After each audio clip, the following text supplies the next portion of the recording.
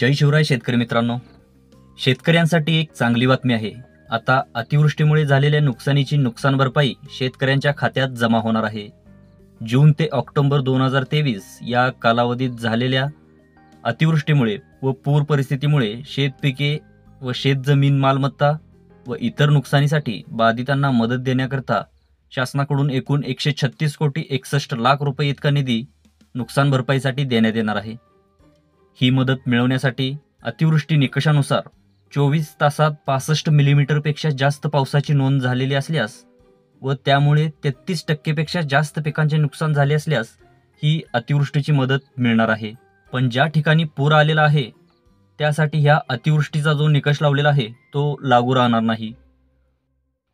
कोणकोणत्या जिल्ह्यांना हा नुकसान भरपाईचा लाभ मिळणार आहे त्या जिल्ह्यांची लिस्ट खाली डिस्क्रिप्शनमध्ये PDF दिली आहे, त्यामध्ये तुम्हाला पाहायला मिळणार आहे।